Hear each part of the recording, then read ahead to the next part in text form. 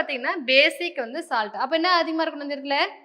அதனுடைய பேஸ் வந்து அதிகமாக இருக்கணும். ஓகேங்களா?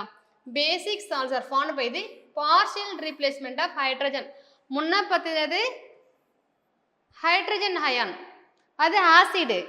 இது பேஸ் அப்படி யார் வருவாங்க? ஹைட்ராக்சைடு குரூப் வரும் இல்லையா? அப்போ பார்ஷியலாக ஒரு இந்த குறிப்பிட்ட என்ன பண்ணுறாங்கன்னா ஹைட்ராக்சைடு அயன் வந்து ரீப்ளேஸ் பண்ணுறாங்க. ஓகேங்களா? அது டைஅசிட்டிக்ல ட்ரைஅசிட்டிக் பேஸ் அப்படின்னு சொல்கிறாங்க. லெட் ஆக்சைடு HCl நமக்கு என்ன கிடைக்குது?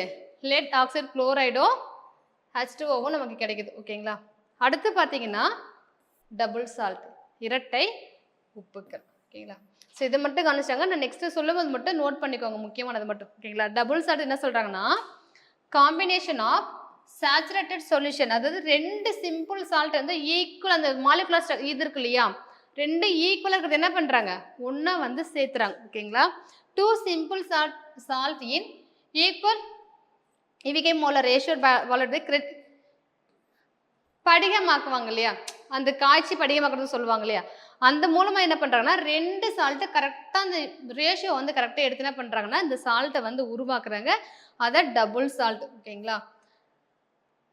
எக்ஸாம்பிள் பார்த்தீங்கன்னா potash alum is a mixture of potassium சல்பேட்டோ அலுமினியம் சல்பேட். ஸோ இது மட்டும் நோட் பண்ணிக்கோங்க.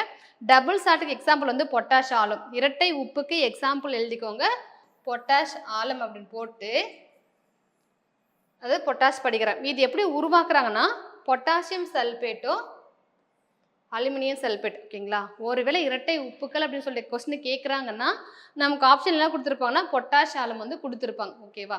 இந்த பொட்டாசியம் எப்படி உருவாக்குறாங்கன்னா ரெண்டு சால்ட், ஏன்னா வந்து பார்த்தீங்கன்னா பார்த்து இல்லையா, ரெண்டு சிம்பிள் சால்ட் எடுத்துக்கிறாங்க, அதனுடைய ரேஷியோ வந்து சேமாக இருக்கு இல்லையா, ஒரே மாதிரி இருக்கு இல்லையா, அந்த மாதிரி ரெண்டு சால்ட் எடுத்து என்ன பண்ணுறாங்க அப்படின்னா வந்து படிகமாக்கல் மூலமாக இதை வந்து உருவாக்குறாங்க. அப்போ பொட்டாஷ் ஆலம் இரட்டை உப்புக்கள் எடுத்துக்காட்டு, ஜஸ்ட் அது போதுமானது. பொட்டாஷ் சல்பேட்டும் அலுமினியம் சல்பேட்டும் கலந்த கலவை தான் இந்த பொட்டாஷ் ஆலம்.